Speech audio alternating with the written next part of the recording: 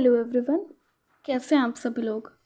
I hope आप सभी बढ़िया होंगे एंड अपनी प्रिपरेशन बहुत अच्छे तरीके से कर रहे होंगे।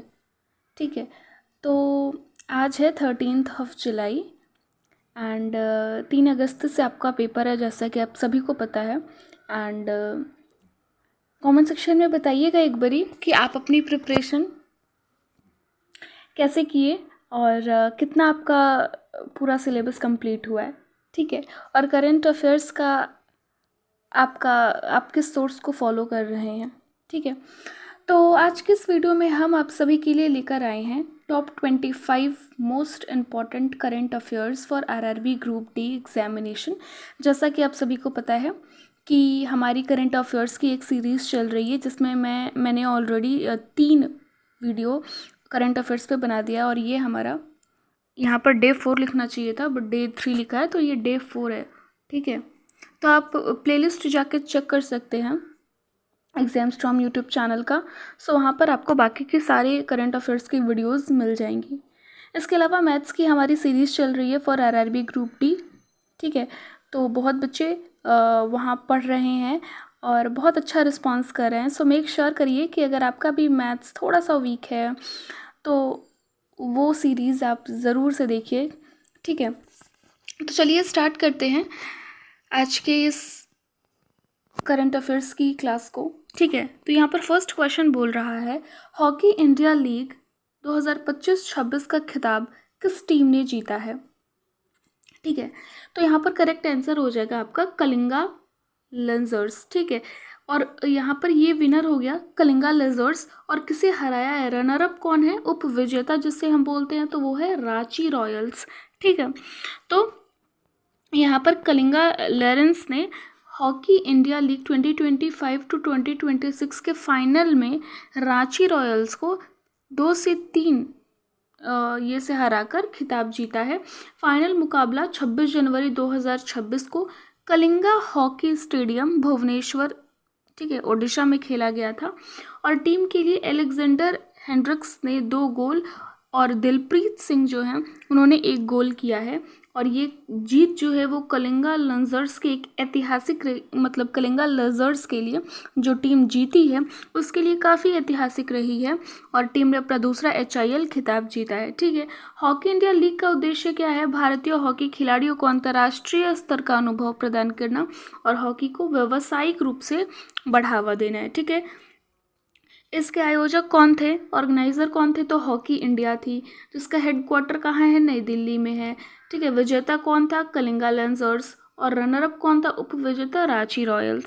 ठीक है, चलिए नेक्स्ट क्वेश्चन की तरफ बढ़ते हैं। नेक्स्ट क्वेश्चन है हमारा, किस राज्य ने 2026 वर्ष को कृषि वर्ष घोषित किया है। ठीक है, सो आप सभी जानते हैं इसका करेक्ट आंसर बिहार हो जाएगा। ठीक है, बिहार सरकार ने वर्ष 2026 को कृषि वर्ष, जिसे हम एग्रीकल्चर ईयर बोलते हैं, उसे घोषित किया है, जिसका उद्देश्य क्या है, किसानों की आय में वृद्धि करना, कृषि उत्पादन को बढ़ाना और आधुनिक खेती को प्रोत्साहित करना। इस अभियान के तहत उन्नत बीज, आधुनिक सिंचाई, कृषि यंत्रीकरण और नई नई तकनीकों को उपयोग में लाने पर जोर दिया जा रहा है। ठीक है, सरकार बागवानी, पशुपालन, मत्स्य पालन और कृषि आधारित उद्योगों को भी बढ़ावा दे रही है। बिहार की अर्थव्यवस्था में कृषि की महत्वपूर्ण भूमिका होने के कारण यह पहल राज्य के समग्र विकास के लिए महत्वपूर्ण मानी जा रही है। ठीक है, राजधानी क्या है बिहार की, पटना। प्रमुख फसलें कौन है बिहार के, धान, गेहूँ, मक्का, मखाना और लीची, जबकि मखाना को GI टैग मिला हुआ है, आप सभी जानते होंगे। कृषि वर्ष घोषित करने वाला राज्य कौन बना है, तो बिहार बना है। ठीक है, और इस क्लास की PDF आपको टेलीग्राम पर देखने को मिलेगी, सो मेक श्योर आप टेलीग्राम को ज्वाइन कर लीजिएगा। ठीक है, क्योंकि वहाँ पर क्लासेस की सारी नोट्स, PDFs, अपडेट्स वहीं पर आपको प्रोवाइड की जाती है। चलिए नेक्स्ट क्वेश्चन है, विश्व आर्थिक मंच का 56वां वार्षिक सम्मेलन 2026 कहाँ आयोजित किया गया है, तो ये दावोस स्विट्जरलैंड में आयोजित किया गया है। ठीक है, अगर मैं इसको डिटेल में बताऊं तो विश्व आर्थिक मंच, जिसे हम लोग क्या बोलते हैं, world economic forum, short form में WEF, उसका 56वां वार्षिक सम्मेलन जो है ना वो जनवरी 2026 में दावोस स्विट्जरलैंड में आयोजित किया गया था। और इस सम्मेलन में विश्व के राष्ट्राध्यक्ष, उद्योगपति, अर्थशास्त्री, वैज्ञानिक और नीति निर्माता भाग लेते हैं। ठीक है, वैश्विक अर्थव्यवस्था, एआई, कृत्रिम बुद्धिमत्ता, जलवायु परिवर्तन, व्यापार, ऊर्जा सुरक्षा और सतत विकास जैसे विषयों पर यहाँ पर चर्चा की जाती है। ठीक है, वर्ल्ड इकोनॉमिक फोरम का एक अंतर्राष्ट्रीय गैर लाभकारी संस्था है। ठीक है, इंटरनेशनल है ये, जिसकी स्थापना कब हुई थी? 1971 में क्लॉस श्वाब ने की थी। ठीक है, और उसका हेडक्वार्टर कहाँ है? तो जेनेवा में। जेनेवा का है? स्विट्जरलैंड में। ठीक है, आप यहाँ पर देख सकते हो, स्थापना 1971 में, संस्थापक क्लॉस श्वाब जो हैं, और हेडक्वार्टर क्या है? Geneva, Switzerland. वार्षिक सम्मेलन होता है, हर वर्ष ये सम्मेलन आयोजित किया जाता है, और इस बार 2026 का दावोस स्विट्जरलैंड में आयोजित किया गया था। चलिए, नेक्स्ट क्वेश्चन है, भारत, श्रीलंका और मालदीव के बीच आयोजित 17वें त्रिपक्षीय अभ्यास दोस्ती का आयोजन कहाँ हुआ है? ठीक है, सबसे पहले दोस्ती, ये एक त्रिपक्षीय अभ्यास है। त्रिपक्षीय अभ्यास मीन्स 3 देश इसमें शामिल हो रहे हैं। अब वो कौन कौन से? भारत, श्रीलंका और मालदीव। तो ये इनका 17वां त्रिपक्षीय अभ्यास है। ठीक है, जो दोस्ती है। ठीक है, तो इसका आयोजन कहाँ हुआ है? तो श्रीलंका में हुआ है। ठीक है, इसे डिटेल में अगर हम बात करें तो ये एक्सरसाइज दोस्ती जो है वो भारत, श्रीलंका और मालदीव की कोस्ट गार्ड तटरक्षक बल के बीच आयोजित एक त्रिपक्षीय समुद्री अभ्यास है।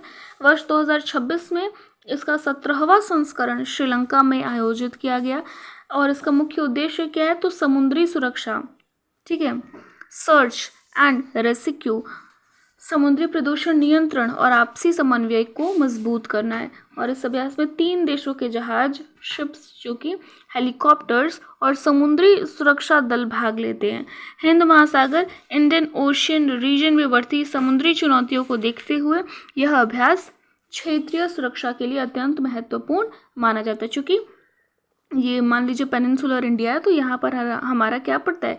हिंद महासागर पड़ता है, इधर हमारा बे ऑफ बंगाल पड़ता है, एंड इधर हमारा अरेबियन सी पड़ता है, अरब सागर जिसे हम बोलते हैं। ठीक है, तो यहीं पर हमारा श्रीलंका है और यहाँ हमारा हिंद महासागर है। तो यहीं पे बेसिकली ये आयोजित हो रहा है। ठीक है, तो अभ्यास का नाम दोस्ती एक्सरसाइज है। भाग लेने वाले देश कौन से हैं? भारत, श्रीलंका एंड मालदीव। संबंधित बल कोस्ट गार्ड, एंड उद्देश्य क्या है? समुद्री maritime security and search rescue. ठीक है, नेक्स्ट क्वेश्चन है, 26 जनवरी 2026 को भारत ने अपना कौन सा गणतंत्र दिवस मनाया? मोस्ट इम्पॉर्टेंट क्वेश्चन है, आपकी एग्जाम में देखने को मिल सकता है।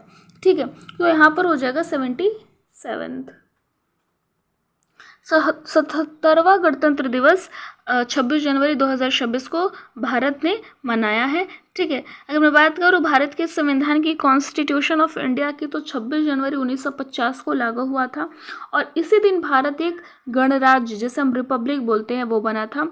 और डॉक्टर राजेंद्र प्रसाद जो हैं वो स्वतंत्र भारत के प्रथम राष्ट्रपति, फर्स्ट प्रेसिडेंट ऑफ इंडिया बने जाते हैं।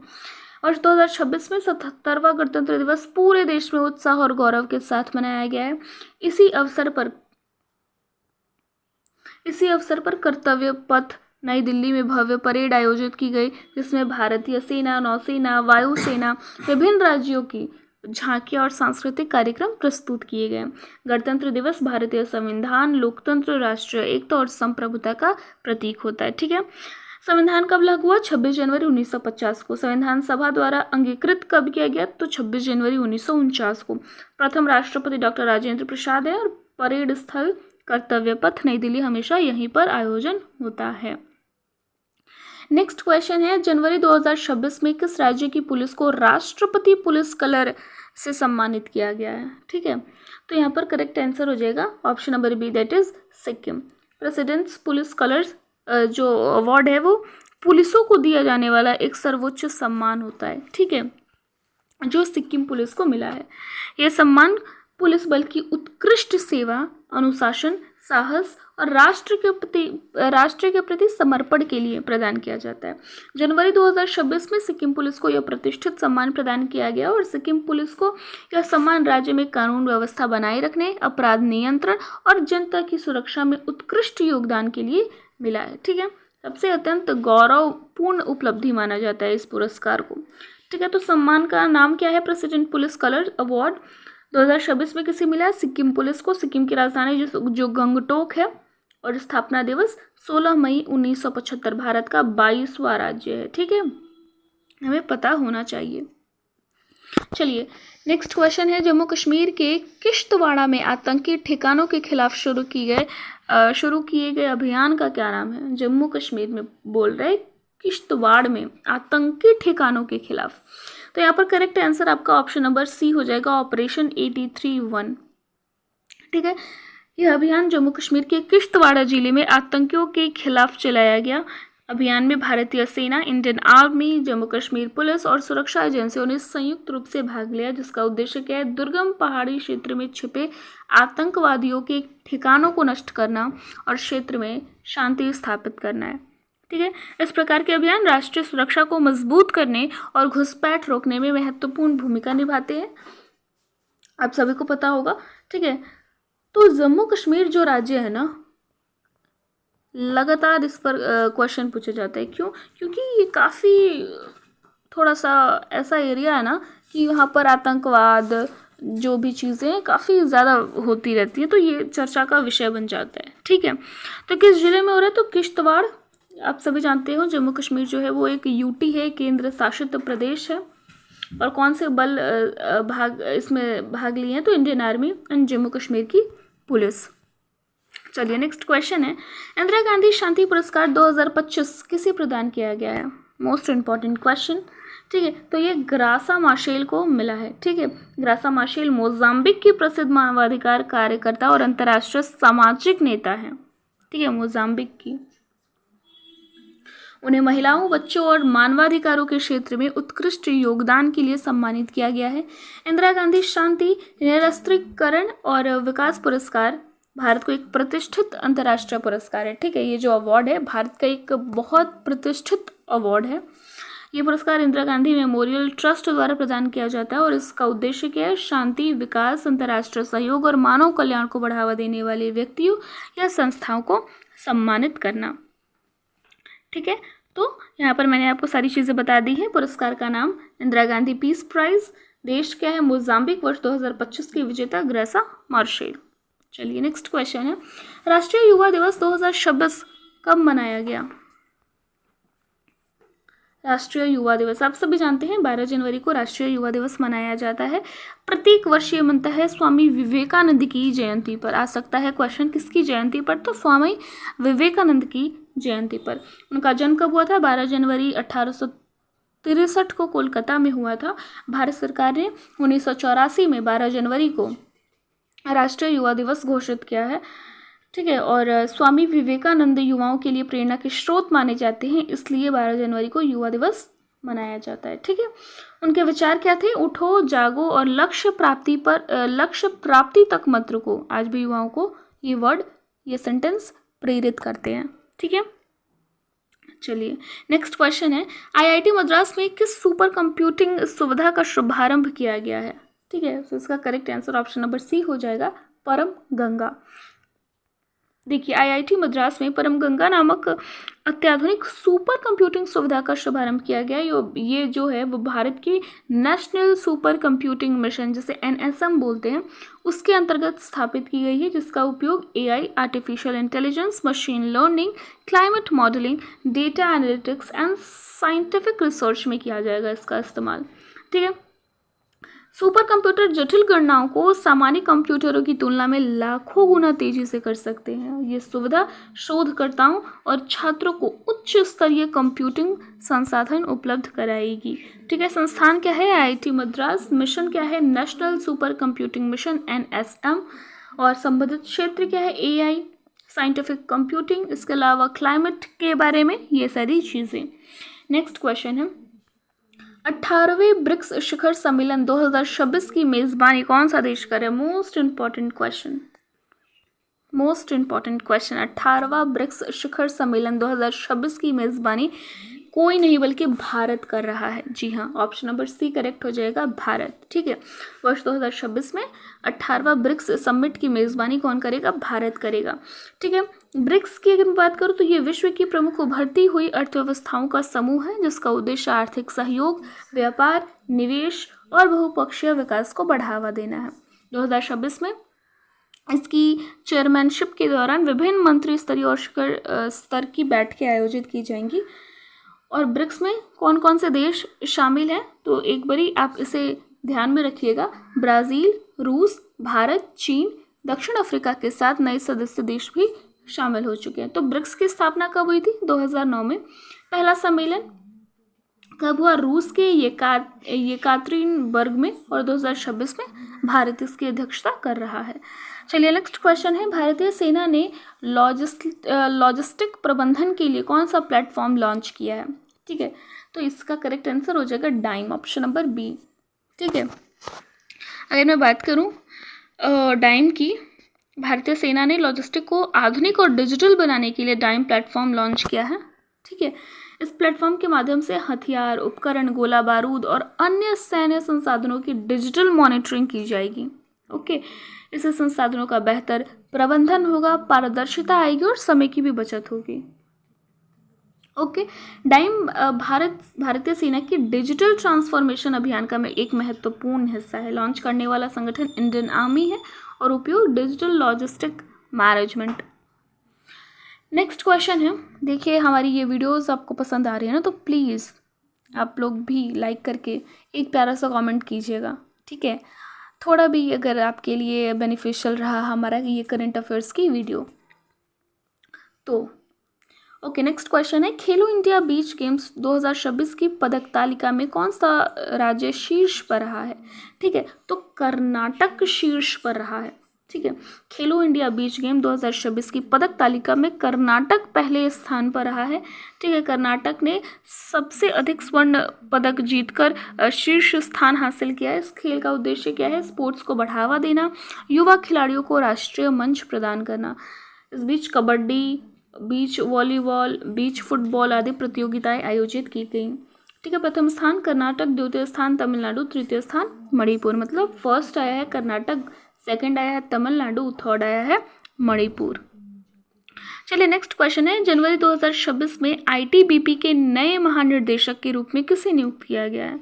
ठीक है, सो यहाँ पर करेक्ट हो जाएगा Praveen Kumar, option number B. जनवरी 2026 में आईपीएस अधिकारी प्रवीण कुमार को, ठीक है, भारत तिब्बत सीमा पुलिस आईटीबीपी का नया महानिर्देशक नियुक्त किया गया है। भारत तिब्बत सीमा पुलिस। ठीक है, आईटीबीपी भारत चीन सीमा की सुरक्षा के लिए जिम्मेदार सेंट्रल आर्म्ड पुलिस फोर्स है। ठीक है, सीएपीएफ जिसे हम बोलते हैं, इसका गठन 1962 में भारत चीन युद्ध के बाद किया गया था और आईटीबीपी गृह मंत्रालय के अधीन ये काम करता है। स्थापना कब हुई है? 24 अक्टूबर 1962 को। मुख्यालय नई दिल्ली और मंत्रालय गृह मंत्रालय इसका हो जाएगा। नेक्स्ट क्वेश्चन है, भारत के 92वें शतरंज ग्रैंड मास्टर कौन बने हैं? ठीक है, तो यहाँ पर आपका आर्यन वैष्णव करेक्ट आंसर हो जाएगा। ठीक है, आर्यन वैष्णव ने आवश्यक ग्रैंड मास्टर नॉर्म्स और निर्धारित येलो रेटिंग पूरी कर भारत के 92 ग्रैंड मास्टर बनने का गौरव प्राप्त किया है। ग्रैंड मास्टर शतरंज की एक सर्वोच्च उपाधि होती है। जैसे हर खेल में अपना एक अवार्ड होता है, तो उसी तरह शतरंज के खेल में चेस जिसे हम बोलते हैं उसमें ग्रैंड मास्टर होता है। ठीक है, तो उपाधि है जो फाइड क्या इंटरनेशनल चेस फेडरेशन द्वारा प्रदान की जाती है। भारत विश्व के सबसे तेजी से उभरते हुए शतरंज देशों में से एक है। विश्वनाथ आनंद के बाद भारत में अनेक युवा ग्रैंड मास्टर तेजी से उभरे हैं। ठीक है, उपाधि देने वाली संस्था फाइड है, मैंने आपको फुल फॉर्म बताया है। ठीक है, तो 92 ग्रैंड मास्टर कौन है? आर्यन वैष्णव। और खेल कौन सा है? तो चेस शतरंज है। नेक्स्ट क्वेश्चन है, महिला premium league women premium league के इतिहास में शतक लगाने वाली पहली बल्लेबाज कौन बनी है? ठीक है, तो यहाँ पर आपका हो जाएगा option number B, Nat Sciver Brunt, ठीक है, नेट साइवर ब्रंट आपका करेक्ट आंसर हो जाएगा। उन्होंने WPL means women premium league इतिहास का पहला शतक लगाकर नया रिकॉर्ड इन्होंने बनाया है। ये मुंबई इंडियंस की स्टार ऑलराउंडर हैं और उनके इस पारी ने महिला प्रीमियम लीग के इतिहास में एक नया अध्याय जोड़ा है। नेट साइवर ब्रंट इंग्लैंड महिला क्रिकेट टीम की प्रमुख खिलाड़ियों में ये शामिल हो चुकी हैं। वुमेन प्रीमियम लीग जो है भारतीय महिला क्रिकेट को वैश्विक स्तर पर एक नई पहचान दिलाने वाली प्रमुख T20 लीग है। खिलाड़ी नेट साइवर ब्रंट, देश इंग्लैंड और टीम है मुंबई इंडियंस। चलिए नेक्स्ट क्वेश्चन है, भारत का पहला बायो हैप्पी जिला कौन बनने जा रहा है? ठीक है, तो अरुणाचल प्रदेश का कीपानोर जिला जो है वो भारत का पहला बायो हैप्पी जिला बनने जा रहा है। ठीक है, इस पहल का उद्देश्य की अगर मैं बात करूं तो इस पहल का उद्देश्य है जैव विविधता संरक्षण, बायोडाइवर्सिटी कंजर्वेशन, पर्यावरण संरक्षण और सतत विकास सस्टेनेबल डेवलपमेंट को बढ़ावा देना। स्थानीय समुदायों की भागीदारी से प्राकृतिक संसाधनों का संरक्षण किया जाएगा और ये परियोजना पर्यावरण और आजीविका दोनों के बीच एक संतुलन स्थापित करने का एक प्रयास है। राज्य कौन सा है? अरुणाचल प्रदेश।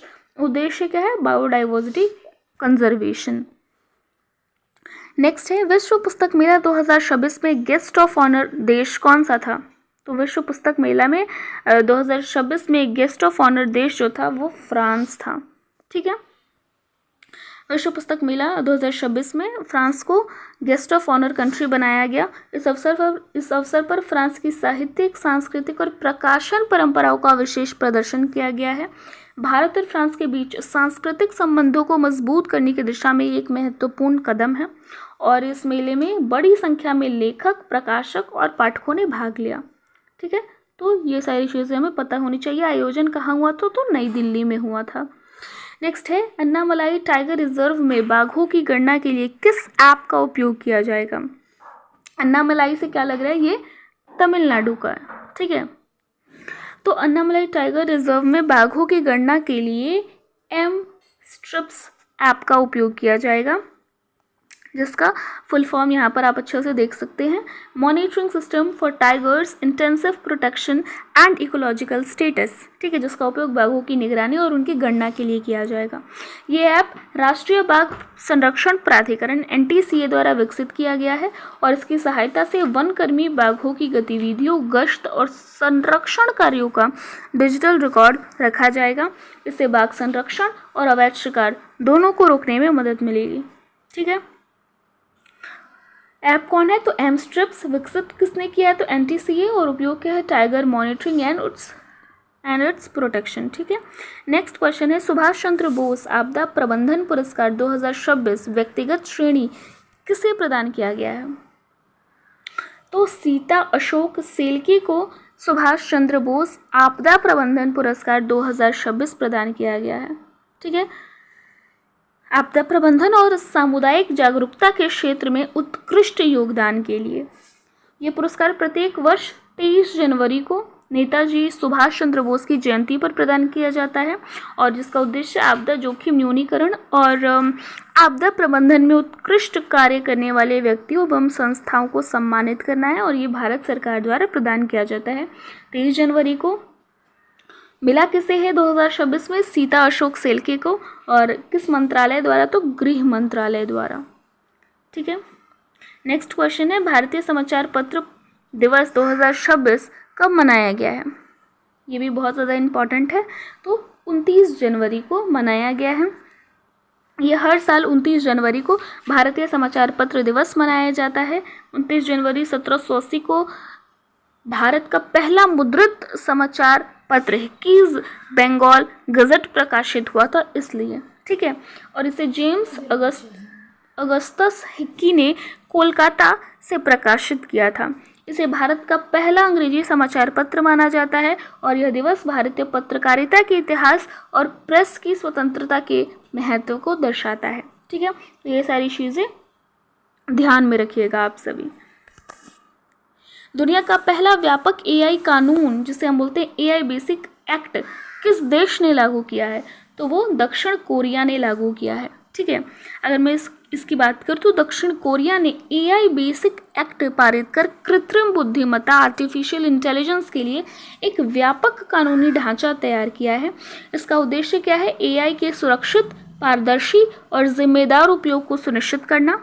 इसमें high risk AI system, data सुरक्षा, पारदर्शिता और उपयोगकर्ताओं अधिकार से जुड़े प्रावधान शामिल हैं और दक्षिण कोरिया AI नीति बनाने वाला अग्रणी देशों में शामिल हो चुका है। देश है साउथ कोरिया, कानून है AI बेसिक एक्ट और क्षेत्र है artificial intelligence and regulation. Next है भारत की पहली ओपन सी समुद्री मत्स्य पालन मरीन फिश फार्मिंग परियोजना कहाँ शुरू की गई है? सो इसका करेक्ट आंसर हो जाएगा option number C, that is Arab Sagar. ठीक है, अरब सागर में ये परियोजना शुरू की गई है। भारत की पहली ओपन सी मरीन फिश फार्मिंग प्रोजेक्ट है जो अरब सागर में शुरू की गई है, जिसका उद्देश्य समुद्र में आधुनिक तकनीकी से मछली उत्पादन को बढ़ाना है। इससे मछुआरों की आय बढ़ेगी और ब्लू इकॉनमी को बढ़ावा मिलेगा। ठीक है, आप सभी जानते होंगे ब्लू इकॉनमी क्या है। ये परियोजना जो है वो सतत मत्स्य पालन सस्टेनेबल फिशरीज की दिशा में एक महत्वपूर्ण कदम है। ठीक है, नेक्स्ट है विजय हजारे ट्रॉफी 2025-26 का खिताब जो है वो किस टीम ने जीता है? तो विदर्भ टीम ने जीता है। ठीक है, 2025-26 का खिताब। ठीक है, विजय हजारे ट्रॉफी भारत की प्रमुख लिस्ट ए 50 ओवर से जो जीती है वो घरेलू क्रिकेट प्रतियोगिता है। इस टूर्नामेंट का आयोजन BCCI, ठीक है, इसके द्वारा किया गया है और प्रतियोगिता का नाम भारत के महान क्रिकेटर विजय हजारे के सम्मान में रखा गया है। आज का लास्ट क्वेश्चन है, भारत का पहला पैरों वाला मोबाइल मैनिपुलेटर स्कॉर्प किस संस्था ने विकसित किया है? ठीक है, तो ये IIT बॉम्बे ने विकसित किया है। ठीक है, ऑप्शन नंबर सी करेक्ट हो जाएगा। स्कॉर्प की full form self contained quadruped robotic platform है जो भारत का पहला लेग्ड मोबाइल मैनिपुलेटर रोबोट है। इसे IIT बॉम्बे ने शोधकर्ताओं ने विकसित किया है। ये रोबोट कठिन और असमान स्थानों पर चलने और वस्तुओं को उठाने जैसे कार्यों में सक्षम है, जिसका उपयोग डिफेंस में, डिजास्टर रिस्पॉन्स में और औद्योगिक निरीक्षण इंडस्ट्रियल इंसेप्शन में और खतरनाक क्षेत्रों में किया जाता है इसका इस्तेमाल। ठीक है, तो आज की इस वीडियो में मैंने आपको टॉप 25 क्वेश्चन कराए हैं। ठीक है, आई होप आपको ये वीडियो पसंद आई होगी। सो प्लीज़ इस वीडियो को लाइक करके चैनल को सब्सक्राइब ज़रूर कर लीजिएगा। मिलते हैं किसी नेक्स्ट वीडियो में करेंट अफेयर्स के again top 25 current affairs question के साथ। Till then bye bye.